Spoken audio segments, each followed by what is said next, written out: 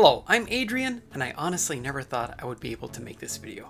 The studio heard the fans after years of asking, and they delivered. The Snyder Cut is real, and we now have it in the form of Zack Snyder's Justice League, which premiered on HBO Max earlier this year. I finally got around to seeing it, and as you can imagine, I have quite a few thoughts on it. Before we begin, this is your spoiler warning. The most memorable parts of the movie for me were all the crazy good action scenes involving Wonder Woman. She's the absolute and undisputed star of the film. Her extended bank heist scene was incredible. Her various battles with Steppenwolf were really well done, and even the action scene which involved her people was a standout part of the movie. All these sequences were finally allowed to breathe and engage in that traditional Zack Snyder excess of visual spectacle. Furthermore, Wonder Woman actually behaved and fought like the strong Amazonian she is. This was diametrically opposed to her portrayal in Wonder Woman 84, where she appeared to fly even before she learned how to fly. Furthermore, when she did get to fight without her sword and shield, she basically relied on her lasso of truth for the grand majority of her attacks. This in turn led to her combat and locomotion look like something out of a Spider-Man movie and not a Wonder Woman film. But in Justice League, she uses her lasso to subdue her enemies, not attack, and relies on her fists and legs as well as her sword and shield for combat. Staying on this discussion of action sequences, every single one of the action beats in the film benefited tremendously from all that added runtime. Aside from the aforementioned Wonder Woman sequences, we also got an amazing and epic flashback battle against Darkseid, an incredible rescue and battle sequence in the tunnel, and the final battle of the film was superb, with the Batmobile sequence being one of the standout parts of that ending. And the fight of everybody versus Superman was much more meaningful now that it had all that added context behind it. I've always been a fan of the Batmobile from Batman vs Superman, and while I didn't really like the bulk of the Justice League Batmobile, it was still awesome to see it in action with all the extended shots. You can immediately tell that Snyder was back in the director's chair with how he cut this action sequence. And since we're in the discussion of Batman, I might as well talk about Ben Affleck's performance. In short, it was miles ahead of the performance seen in the 2017 version of the film, also known as the Justice League. He no longer seemed bored or disinterested. As I remarked on my review of said film, he was very much in character, there was plenty of nuance, and it seemed like an extension of his performance in Batman vs Superman. His face didn't look stressed out, and his body type matched Bruce Wayne's much more than it did in Whedon's reshoots. You could tell Mr. Affleck was still all in at this point, and wanted to be in the movie. His performance no longer seemed contractually obligated at all. He seemed like he was genuinely having a good time with it. Furthermore, in terms of character, all those added scenes of Batman seeming like he was going to give up on the Justice League were no longer present. He brought them together, and he will keep them together. He wasn't just going to give up after the biggest battle they've ever had and leave everything to Diana, the way all those added scenes made it seem in the 2017 version of the film. However, I must admit that I was a tad disappointed that within that colossal 4-hour running time, there wasn't at least one dedicated fight scene for poor old Batman. Granted, he was dealing with overpowered parademons, but even so, it's easy to write up some sort of excuse as to why he has to go beat up a room full of henchmen in some building. I legitimately thought we were going to get something along those lines due to this black and white picture Zack Snyder posted a while back. I thought that was a still from his Justice League cut, but clearly it was a still from the warehouse fight scene in Batman vs Superman, because I find it really hard to believe that given this 4-hour runtime, he would leave an additional Batman fight scene on the cutting room floor. And to add to that, Batman unfortunately spent most of the time in this film getting into his Nightcrawler, his Batmobile, or picking up a gun and firing it.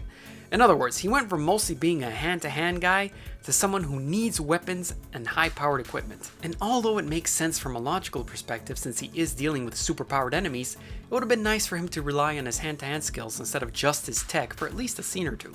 That being said, that post-apocalyptic nightmare Batman stinger at the end of the film was a fantastic surprise for me. I luckily hadn't seen any trailers up until that point, so it came as a complete shock to see Jared Leto return as a Joker. And the dialogue between those two was more than we had ever gotten thus far. In any case, it was really fun to see the two characters interact, and the dialogue between them was both entertaining and shocking. I never thought I'd see Batman dropping an F-bomb like he did, but I think it was well used within the scene and worked perfectly between these two legendary characters. And the other stinger featuring Deathstroke was fantastic as well, and the fact that the grand reveal was Batman's identity just leaves the door open to setting up the much rumored Ben Affleck Batman solo film. This worked so much better than Luthor randomly dropping a line that they should create a league of their own when we had just gotten a film that was supposedly about the bad guys. But let's move on to the other half of the world's finest, and that is Superman.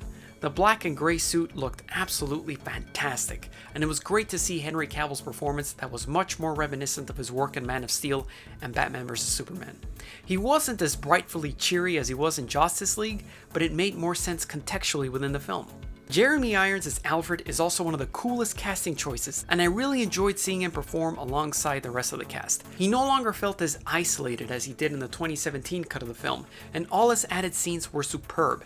I think he excels in his role as Alfred, and I sincerely hope we will be able to see him in that role again if the Batfleck movie does end up happening. So how do I think it compares to the 2017 version of the film? I rewatched my original review of the film and pulled a couple things I said from it to see how my thoughts have changed or stayed the same. I called the original film an entertaining and breezy ride, and obviously this new film is still extremely entertaining, but it is nowhere near as breezy, and I don't mean that in a bad way. The Snyder Cut has got more heft, more meaning, and that all-important context. The original film had scenes that didn't exactly flow together, and now it's perfectly explained why. For example, I originally remarked that Steppenwolf, while having zero depth, served his purpose as a means to an end. But in the Snyder Cut, he is no longer a villain that has zero depth.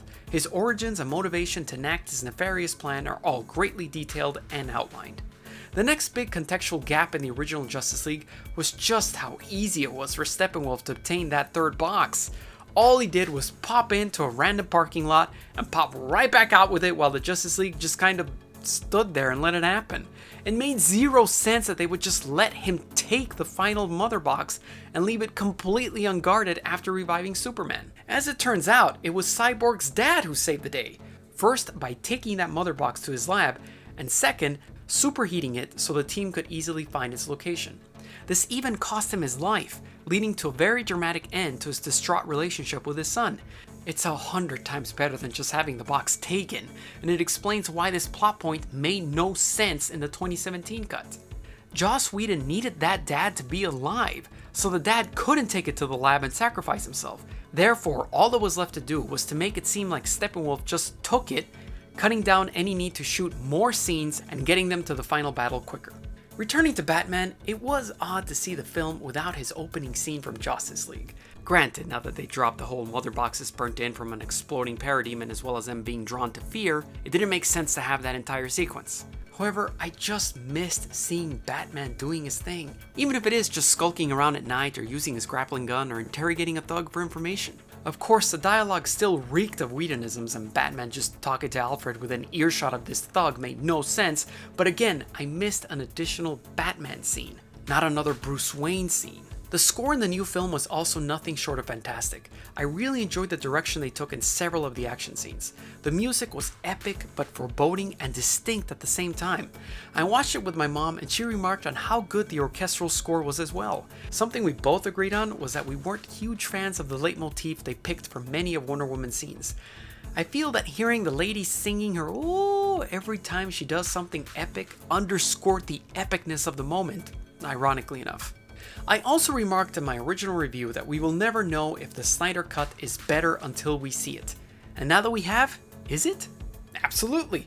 As elaborated previously, all those random logic gaps of what just happened, why is this happening, are completely gone. It was like watching the original cut of Batman vs Superman and his director's cut. The logic of each scene worked, and you weren't left trying to do mental gymnastics to make sense of things.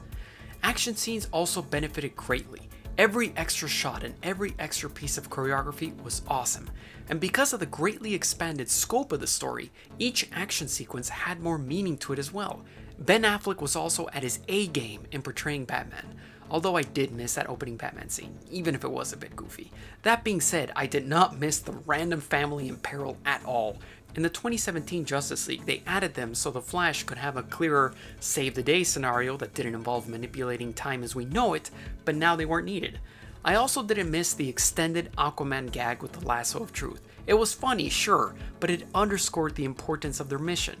An interesting byproduct of this entire Snyder Cut movement is that, in retrospect, you get to see how Whedon tried to tell a 4-hour story in only 2. Lots of sacrifices needed to be made, just not Cyborg's father.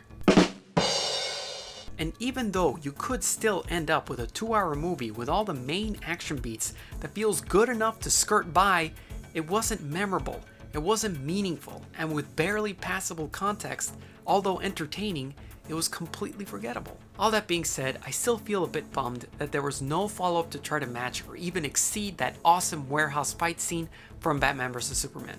But I'm hopeful that with the success of the Snyder Cut, maybe Ben Affleck will be happy to make that movie that he wrote all those years ago. So what did you think of the film? Let me know in the comments below, along with what other reviews you would like to see.